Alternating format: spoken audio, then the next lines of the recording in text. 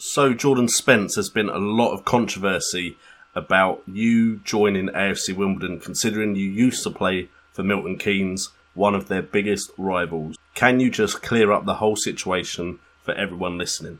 Sure I can. This is all about revenge. I have no idea why I've got a Liverpool accent, and it's probably a really shitty one anyway, but what has happened is I played 33 games for Milton Keynes in the 2015-2016 season. They decided to not renew my contract and release me on a free. This is my revenge story. This is what will happen to Milton Keynes. AFC Wimbledon will be above them, and I will be of the more successful club. And that's all I have to say about that.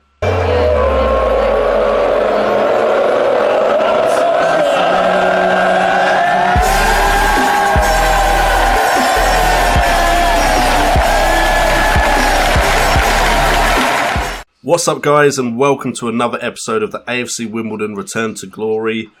I have no idea why I put on a Liverpool accent when I started talking, and I'm rubbish at accents, so apologies for that. But welcome back to the channel, welcome back to another episode. Let's get right into looking at what has been happening in our third season and our second season in League One.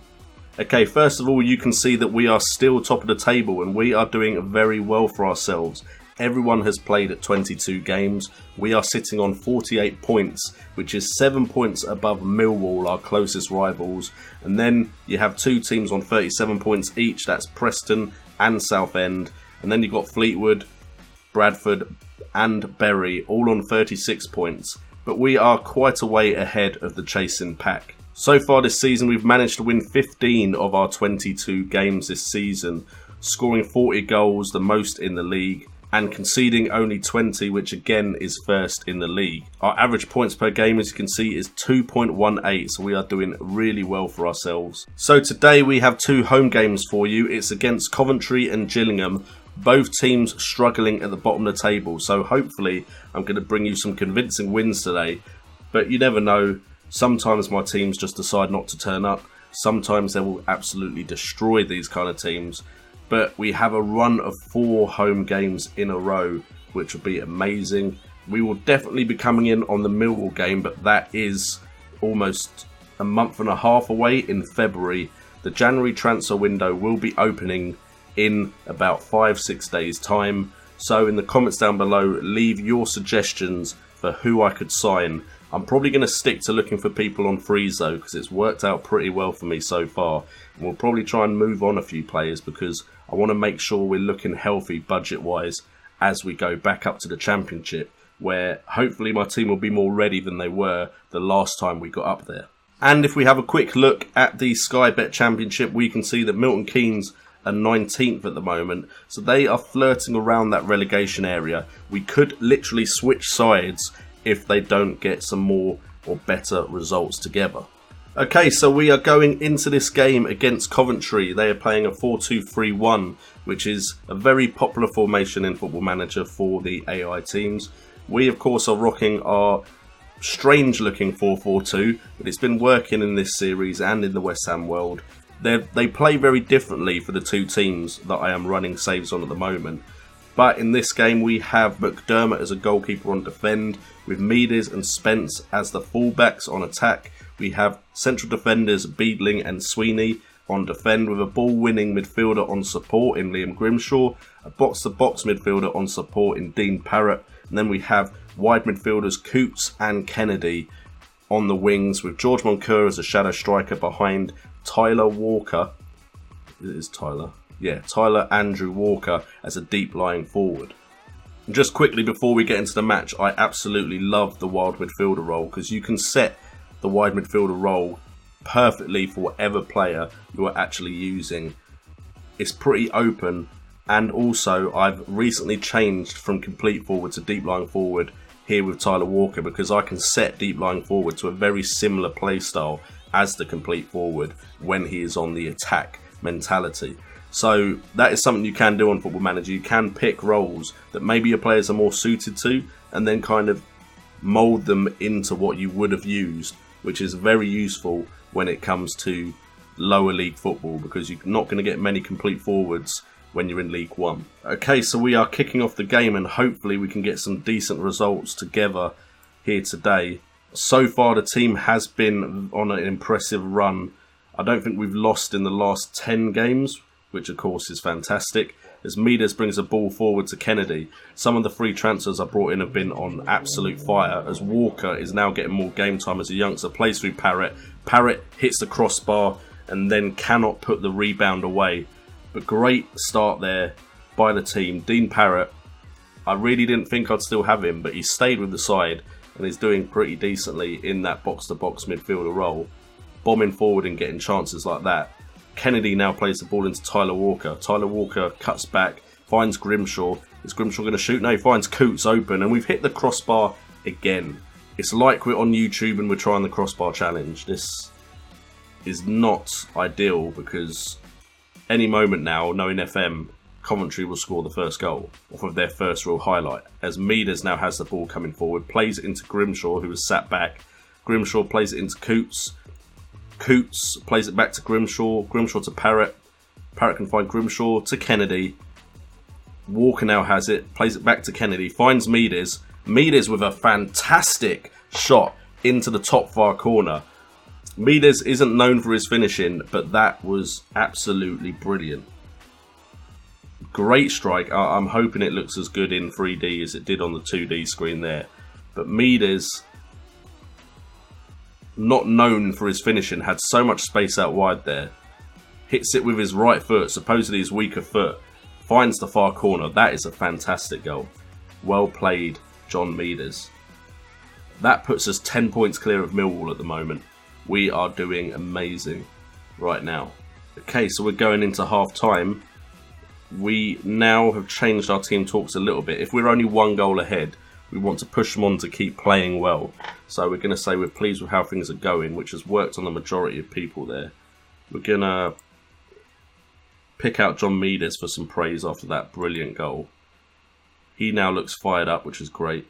I could go with Kennedy, but I don't want to weaken the effect of that team talk on Mides. So we're going to leave that as the team talk for now. Hopefully we'll pick up a second goal, have a bit of a comfortable victory. Comfortable victories are always more immeasurable. They're always more pleasurable than narrow wins. Although that is their first real highlight of a chance. It's offside, it's disallowed. That is life-saving. It's not life-saving. I'm making up stuff now. Basically, that would have been their first real good opportunity, and it goes in. That is typical FM for you. On this game, you feel like you dominated the game. You feel like you've got everything under control. Have they changed something this half-time? Because this is their second go coming forward as a highlight. JNO has his thinking cap on. You can probably see it in my face. As Coots plays it in, Walker cannot get a header on it. Grimshaw picks it up. Don't do anything stupid with it now, Grimshaw. Plays it into Coots. Coots looks at Parrott on the edge of the box. Finds Kennedy open. Kennedy, crossbar. That's the hat-trick of crossbars so far. Another great strike, though. But how many times are we going to hit the woodwork? Not respecting the equipment. Okay, Monker's going to come off.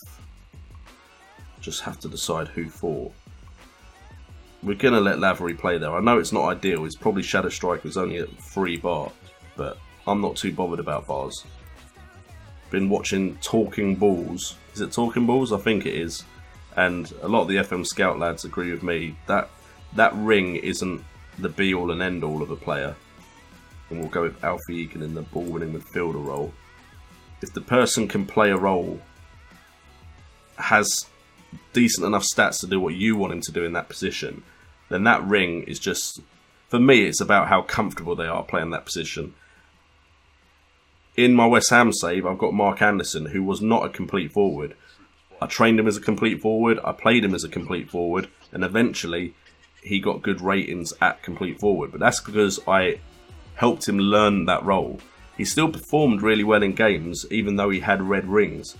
And now the rings are green and he's still playing well. So you can mould players into those positions. Egan plays it into Lavery, finds Coots. Coots back to Lavery. Lavery gets tackled. Is this a counter-attack? Beeling gets the ball. I'm always worried my defenders won't run to the ball. I've seen it a couple of times in highlights as Midas plays it to Kennedy. Kennedy back to Beedling. Tafazorli isn't playing because he's on international duty at the moment as Lavery plays it out wide to Kennedy. Some lovely football right now as Kennedy looked for Coots at the back post. Egan now finds Spence wide open. Out for his revenge against Milton Keynes. Finds Walker. Walker shoots. Walker gets the goal. This is why this guy is now in my starting lineup. He is starting to do really well. And there is someone on Twitter, if I can find my phone, that actually suggested. I can't find my phone. Oh, it's charging in the other room. But there is someone on Twitter who actually suggested Tyler Walker to me around season 1 in the beginning of season 2. As soon as I could get him at a decent price, we brought him in, and he has been doing the business for us so far in this deep lying forward on attack duty. As Walker now comes forward again, he has the pace to run past players, but he shoots too early. He should have kept running. We're going to look at making a final substitution. Anyone needs some rest? We've got Dean Parrott on 64. So we'll put in Whittingham for him.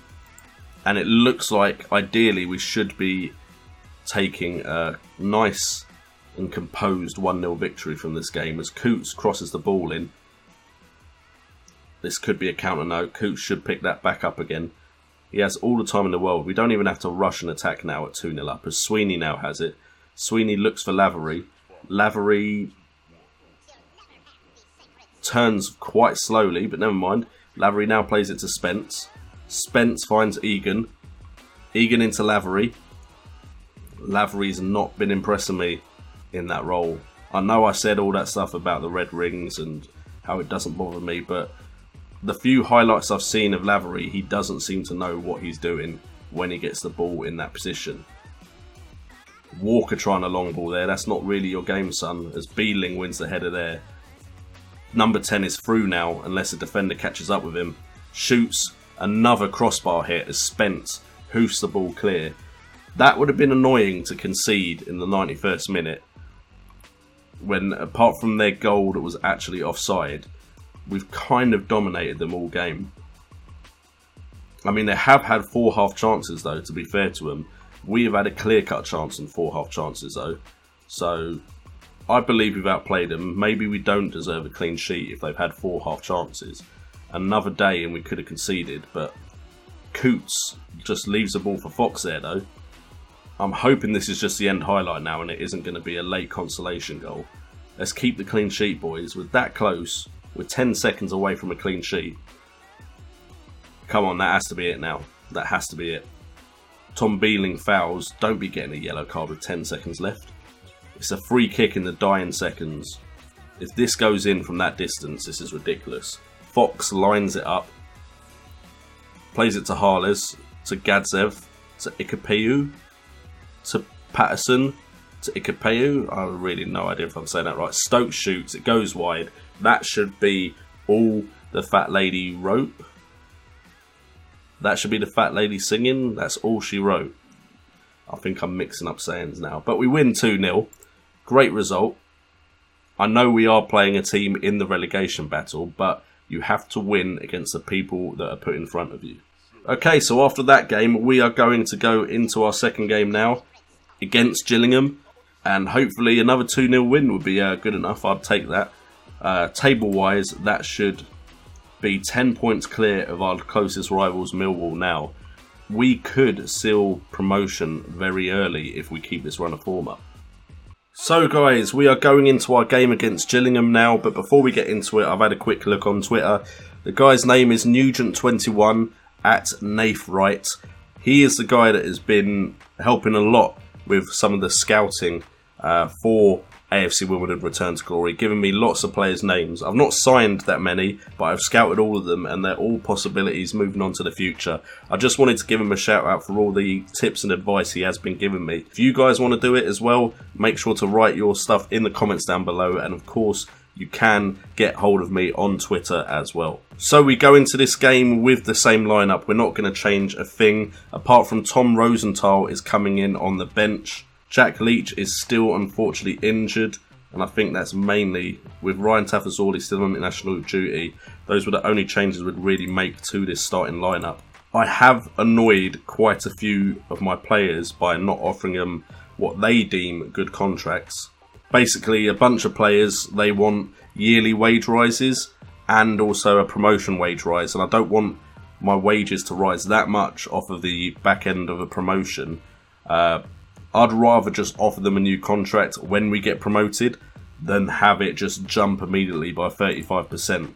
So I often try and get rid of the yearly wage rises as well as the non-playing fee, which I think is stupid, because why am I going to pay you more money because you're on my bench? Maybe if you're a star, I get that, but I'm not going to play my whole squad more money when I don't play them. Okay, so we start this game. We're playing a 4-4-1-1. I didn't actually cover the lineup properly, but the only change, like I said, was Tom Rosenthal coming on the bench for Shane Lavery, who didn't cover himself in glory in the last game. We are dominating the possession stat, but so far very few chances have actually occurred, as Gillingham have hoofed the ball forward. They've only got one man up top, so we should really deal with this sort of situation. And to be honest, if he's going to hoof it like that, there's very little we have to deal with. How that is a highlight, I'm not sure. However, we have had no shots in half an hour's worth of football. Right, we've now had one long shot. Now our numbers are jumping up a little bit as Moncur gets the ball on the edge of the box. Coots now has it, plays it to Spence. Spence, the man from Milton Keynes who wants his revenge, is in the box to tuck it home. Great finish by our right back there. Last game it was the left back John Meades. This game it's Jordan Spence getting his goal. The fullbacks are on fire. Just look here, Jordan Spence waits for the pass from Coots. Left foot, his weak foot, and he's put it in the far corner as well. He's like, Meades, I can do that too, don't worry son. We've both got this team. Okay, it looks like we're going to go in at half time 1-0 up like we did in the last game. We're going to encourage the boys, which got no response at all. Wow. Alright, now we're now going to say passionately, we have faith, and that seems to have rescued this team talk, because I don't want no one being happy or motivated after a half-time team talk, otherwise I'm not really doing my job properly, am I? Okay, so if this continues, we stay with our 10-point gap, because it looks like Millwall are winning their fixture. Preston have caught up with Millwall because they dropped those points. As Gillingham now come forward, Gillingham now have the ball on the edge. McDermott makes a save and Beedling clears it. Looks like it could have been one of those goals where the keeper does save it, it hits the post and hits the keeper and goes in. Gillingham are definitely pushing forward now, so we're going to tell the boys to tighten up as we actually go on the attack. Tyler Walker coming forward, gets across into the box, Coots at the back post, and it's 2-0. I tell him to tighten up and we score. That is football management for you. You tell the boys, be more defensive, make sure we don't concede, and then they go and score at the other end while you're telling them that. It's reverse mind games. I'm a Jedi. I'm a motherfucking Jedi. I don't even like Star Wars, so why I'm using a Jedi reference, I'm not sure. Okay, is it going to be another 2-0 victory? As we've actually gone to the 70th minute and I've not made my usual 60th minute substitutions. We've got no cards, which is a surprise, as we're going to take off Moncur for Rosenthal. Hopefully get his sharpness up a bit. And we'll take off... I don't like taking off defenders though, unless we are actually conceding goals. So, is there anyone I want to give some game time to? I like Tyler Walker up there. Alfie Egan, I suppose. I feel like I'm actually just making a substitute for the sake of making one, because I'm used to making two at this point in the game. But ideally, we want to protect Dean Parrott. His box-to-box midfielder role does seem to tire him out quite a bit, so I don't think it will harm us to take him off. I think, barring some sort of tragedy or real lapse in concentration, we should be winning this game, as I'm going to tell the boys to concentrate. As Meades has the ball out on the left, Meades plays it into Egan, who plays it forward to Tyler Walker. Tyler Walker looks like he got tackled there, but we still have the ball. Rosenthal plays a great ball forward to Kennedy.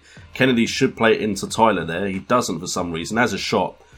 I can't complain. You don't make the pass I expect of you, but when you can score a goal like that, everything is good between us, Mr. Matthew Kennedy. He cuts inside here, and I'm looking at Tyler Walker thinking, someone possible. He hops over a tackle, and then bang.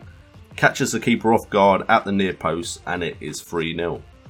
They have now gone to a 4-3-3 as we put in a cross. Rosenthal gets it, hits the crossbar. Seriously guys, why do we have to hit the crossbar so much? That's a big thing on YouTube, but it's not a big thing in Football Manager, so give it a rest. Alright, Mides now plays it into Egan. Egan over to Grimshaw. It's going to be the the full-time end highlight here, as Spence should cross it in, but the whistle goes. A 3-0 victory at Plough Lane. I do enjoy saying Plough Lane, just feels right. And that is 2 wins, 6 points, and we should still be rocking at the top, 10 points clear of our closest rivals, Millwall. Anyway guys, thank you so much for tuning in as always. Make sure to like the video if you enjoyed the episode. Subscribe if you're new to the channel. Always welcoming new people every day here on JNO FM. Leave a comment down below on who you think I need to sign, and if you think I'm going to continue this run towards another League One title. I've been JNO, you guys have been awesome, and remember, it's all about the game.